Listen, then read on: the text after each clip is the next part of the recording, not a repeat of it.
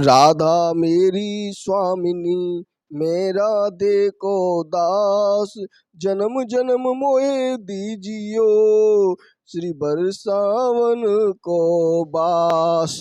रंगीली गली ते बुई आवे गो, जाए राधा रानी बुलाए रही हैं। इरादे तो रोज बनते हैं और रोज बन के बिगड़ जाते हैं। बरसाने बुई आए पामत हैं, जाए राधा रानी बुलामत हैं।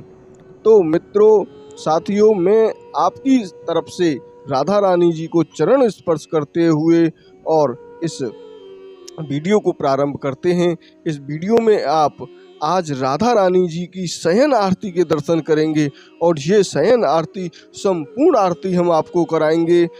किस तरीके से शयन आरती होती है, क्या क्या उसमें सावधानियां रखनी होती हैं, तो ये सभी जानकारियां आज आपको मिलेंगी। उससे पहले एक मैं सत्य घटना आपको सुनाना चाहता हूँ। राधा रानी जी की किस तरीके की सत्य घटना है। तो हम पहुँच चुके हैं बरसाने के बस स्टैंड, और बस स्टैंड के बिल्कुल बराबर में ही होके ये सीधी गली रंगीली गली जा रही है।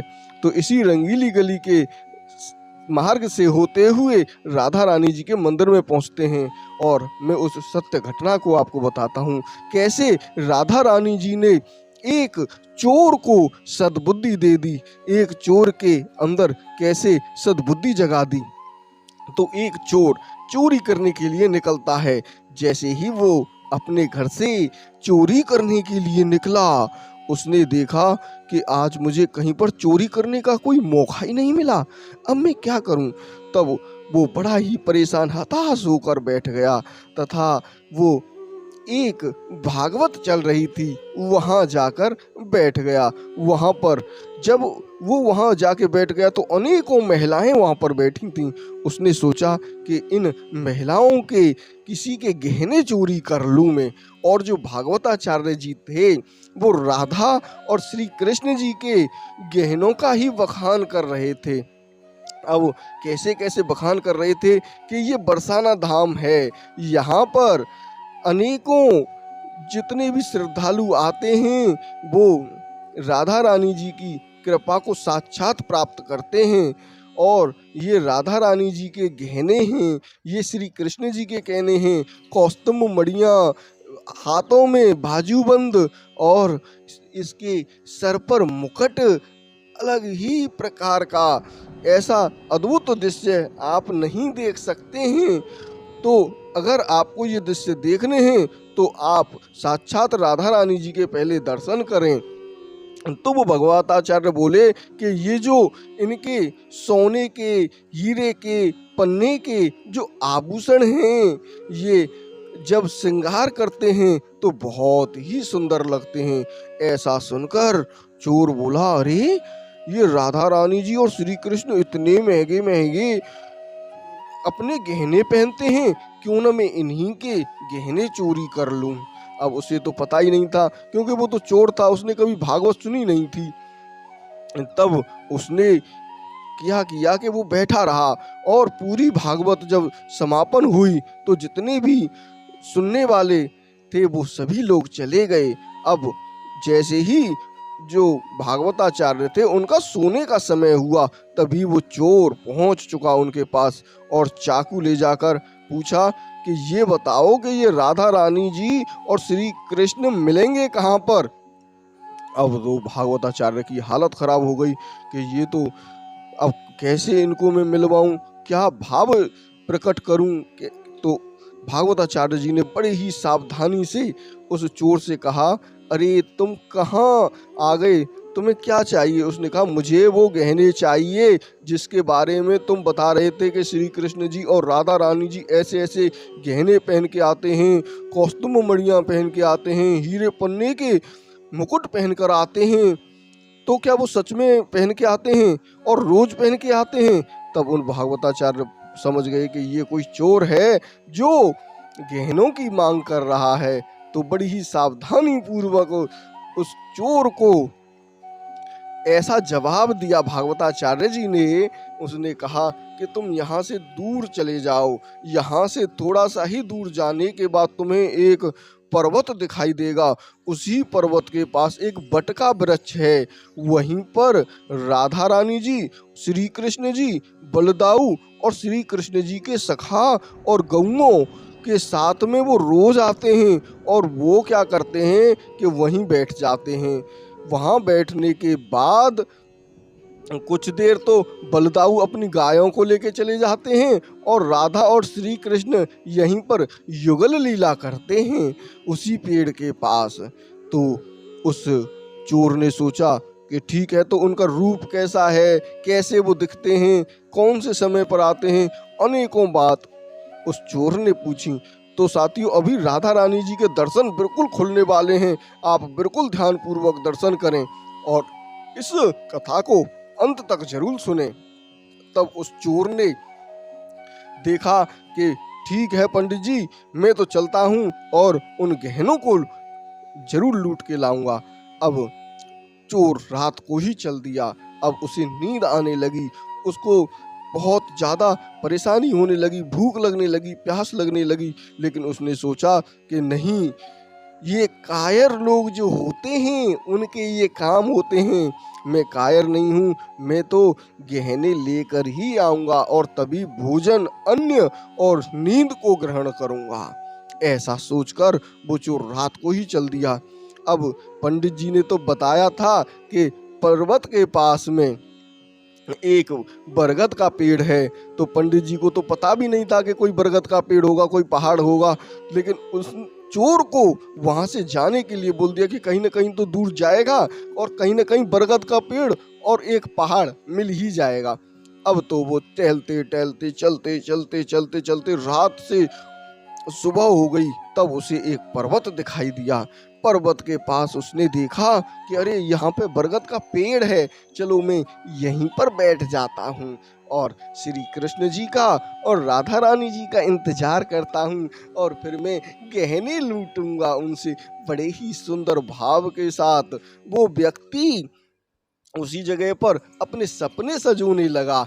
जैसे ही सुबह से शाम हो गई और वो भजन करता रहा। अब भजन कैसा किया उसने, राधा रानी आइए, श्री कृष्ण जी आइए और मुझे गहने दे दीजिए, राधा रानी जी आइए, श्री कृष्ण जी आइए और मुझे अपने गहने दे दीजिए, राधा रानी जी आइए। ऐसे चलते चलते अब उसको दूसरा दिन हो गया।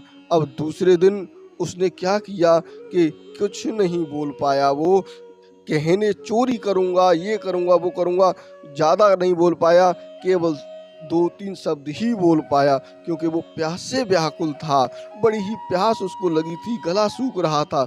तो वो राधा राधा, कृष्ण कृष्ण यही बोल पाया। अब वो ये भी नहीं बोल पा रहा था कि आइए मैं आपके गहनों को चोरी करूंगा, कुछ भी नहीं बोल पाया, बस राधा और कृष्ण। अब एक समय ऐसा आया कि उसको इसी तरीके से 7 दिन हो गए, पूरा पागल होने ही वाला था वो, क्योंकि 7 दिन से ना तो उसने नींद ली, ना खाया, न पिया, कि मुझे तो बस वो गहने चाहिए। इस तरीके से जब उसका पूरा समय बीत गया और 7 दिन हो गए और बिल्कुल मरणासन स्थिति में हो गया, तब श्री कृष्ण जी वहां पर पधारे। जैसे ही श्री कृष्ण जी आए, उसने कहा, आ गए कृष्ण आप? हाँ, आ गया मैं। ये देखो, ये मेरे साथ में राधा रानी हैं और ये मेरे भाई बलदाऊ हैं। जैसे ही उसने देखा, अरे आपने तो पूरे गहने से पूरा शरीर ढक रखा है। तब श्री कृष्ण बोले, तुझे गहने चाहिए तो ये ले गहने। श्री कृष्ण जी ने अपनी पीतांबर उतारी, उसमें से सभी गहनों को एक साथ उस पीतांबर में रख दिया। जैसे ही वो पीतांबर में रखे गहने, तो उसने देखा और अपना हाथ बढ़ाया। जैसे ही हाथ बढ़ाया और उन गहनों को जैसे ही उसने पकड़ा, एकदम से उसका पूरा शरीर झन्नाटा दे गया, पूरा शरीर कांप गया। ऐसा लगा उसे कि मेरा शरीर को किसी करंट ने दबोच लिया है। इस तरीके से जब उसका मन शुद्ध हो गया, मन पवित्र हो गया, श्री कृष्ण जी के हाथों को छूने से ही उसका पूरा शरीर जितने भी उसके अंदर दोष थे, जितने भी उसने पाप किए थे, वो सभी खत्म हो गए। और बोला मुझे अब ये गहने नहीं चाहिए कृष्ण जी, मुझे तो अब आप चाहिए हो, आपको मैं लूँगा, मुझे नहीं चाहिए ये गहने, ये रो रख लो। तुमने कैसा जादू कर दिया है मुझ पर, क्या जादू टोना कर दिया है। मैंने तो सुना था कि तुम जो है लोगों पर चक्कर ऐसा चला देते हो कि वो तुम्हारी भक्ति में डूब जाता है। तुमने तो मुझे ही पूरा बदल के रख दिया है, तुमने मेरी जिंदगी को ही बदल दिया है। और अब मेरा मन क्यों नहीं कर रहा है इन गहनों को लेने के लिए। तब श्री कृष्ण जी ने कहा कि नहीं, तुम्हारा मन करेगा, तुम इन गहनों को लेकर जाओ, ये मेरी इच्छा है। और तुम जो चाहते हो कि मैं तुम्हें मिल जाऊं, तो तुम जब भी इस पेड़ के नीचे आओगे और मुझे कृष्ण कह के बुलाओगे, राधा कह के बुलाओगे, बलदाऊ कह के बुलाओगे, तभी मैं यहाँ पर तुरंत हाजिर हो जाऊंगा। ऐसा कहकर श्री कृष्ण जी वहां से अंतर्ध्यान हो गए। अब तो वो चोर और पागल हो गया। उसने उन गहनों को लेकर, उस पोटली को लेकर सूदा वो उस भागवताचार्य जी के पास पहुंचा। और जैसे ही वो भागवताचार्य जी, अब आप यहाँ पर कर रहे हैं श्री राधा रानी जी के आरती के दर्शन, ये देखें, बोलो लाडली जू की जय, राधा रानी की जय, जय जय श्री राधे, जय जय श्री राधे। तो यहाँ पर ये शयन आरती हो रही है, ये बड़े ही सौभाग्यशाली व्यक्तियों को मिल पाती है। और आज संपूर्ण ब्रज दर्शन चैनल के माध्यम से आप लोग इस आरती के अद्भुत दर्शन कर रहे हैं। कितना भव्य नज़ारा यहाँ पर आप देख रहे हैं। तब वो चोर भागवताचार्य जी के पास पहुँच जाता है। और जब वो भागवताचार्य जी के पास पहुँचता है तो बोलता है, अरे तुम्हारे कृष्ण ने तो मुझे ठग लिया है, उसने मेरा दिमाग को ही बदल दिया है। उसने ये मुझे देखो, ये पूरे गहने दे दिए हैं, लेकिन मेरा मन अब नहीं कर रहा है चोरी करने का, मेरा मन इन गहनों को बेचने का नहीं कर रहा है, क्या करूँ मैं। तब उसने देखा कि अरे ये तो गहने ऐसे तो कोई बना ही नहीं सकता है, इस भूमंडल पर तो कोई इस तरीके का पीताम्बर नहीं बन सकता है, इस तरीके के मुकुट नहीं बन सकते हैं, ये तो गोलोक धाम से आए हुए हैं। तब उस भागवताचार्य को विश्वास हो गया कि इस व्यक्ति ने जरूर दर्शन किए हैं श्री कृष्ण के, और मैं इतने दिनों से, इतना समय मुझे हो गया, लेकिन मुझे कभी श्री कृष्ण ने दर्शन नहीं दिए, ऐसा क्यों। तब उस चोर से कहा कि देख, तू तो झूठ बोल रहा है भाई, मैं तेरी बात का विश्वास कर ही नहीं सकता हूँ, भगवान तो ऐसे मिल ही नहीं सकते, वो भी तुझ जैसे चोर को मिल जाए। तब उस चोर ने कहा कि मैं तुम्हें दर्शन करा के लेकर आऊंगा श्री कृष्ण के। और वो चल दिए श्री कृष्ण जी के पास। जब श्री कृष्ण जी के पास चला तो अब उस चोर को तो बाधा किया था श्री कृष्ण ने, जैसे ही बाधा किया और वहां पर श्री कृष्ण जी को आवाज लगाई, वैसे ही श्री कृष्ण जी वहां पर प्रकट हो गए। अब तो वो बात करने लगा चोर कि ये भागवताचार्य आए हैं, इनको दर्शन दीजिए। और वो चोर तो बात कर रहा है, लेकिन भागवताचार्य को श्री कृष्ण जी और राधा जी, बलदाऊ जी कोई नहीं दिखाई दे रहा है। बड़ा ही परेशान हो गया। तब उन्होंने कहा कि श्री कृष्ण जी, आप इस भागवताचार्य को अपने दर्शन दें, क्योंकि ये आपके नाम का प्रचार करता है, और आप इनको दर्शन नहीं देंगे तो फिर ये मुझे झूठा पार देगा। मैंने इससे कहा था कि मैं आपको दर्शन जरूर करा के लाऊंगा। तब उस चोर से श्री कृष्ण जी ने कहा कि तुझे पता है ये कौन है, ये क्या करता है।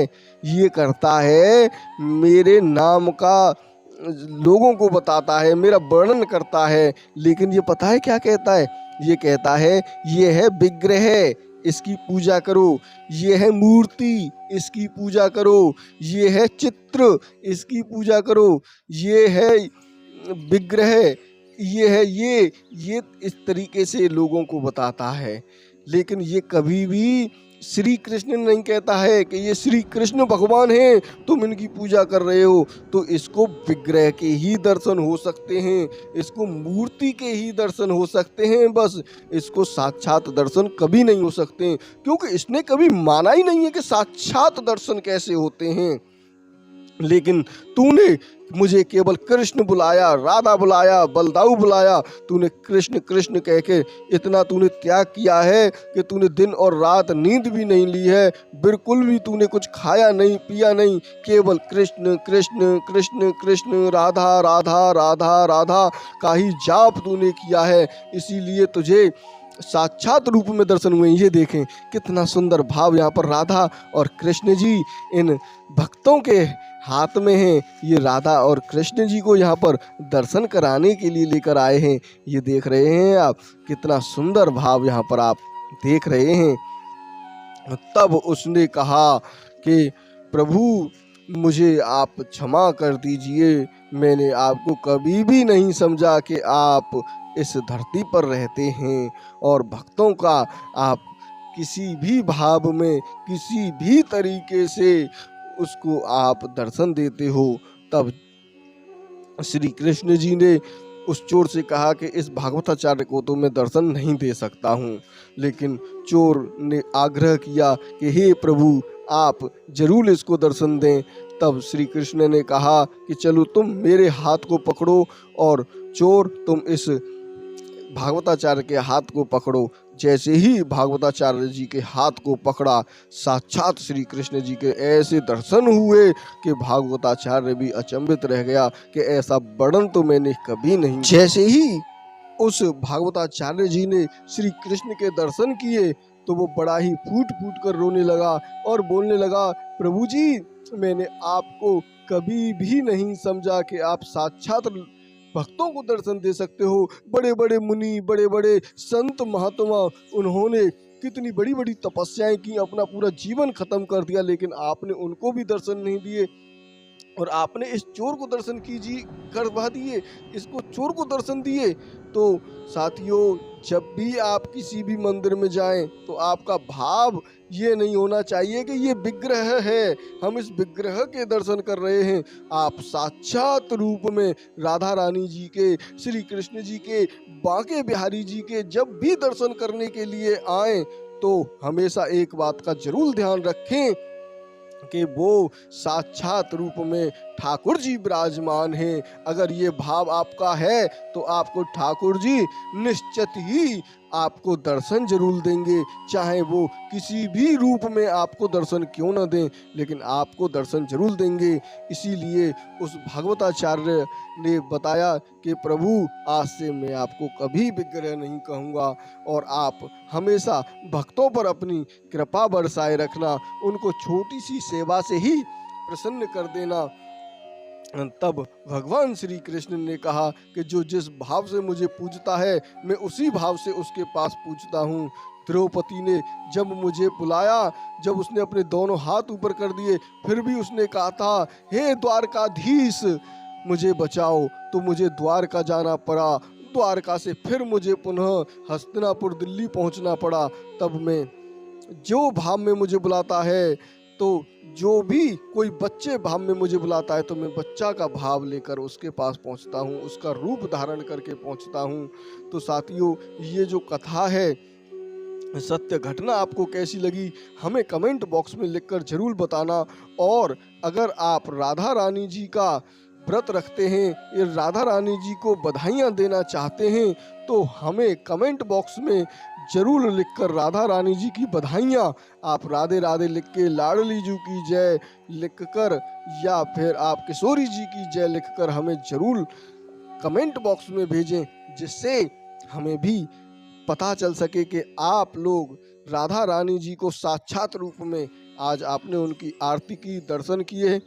तो इसी के साथ हम लेते हैं आपसे विदा और पुनः हम आपको आगे के दर्शन ब्रज के कण कण से मिलवाते रहेंगे। ये जो छतरी है, इसमें राधा रानी जी 23 तारीख को शाम को 5 बजे इसी सफ़ेद छतरी में विराजमान होंगी।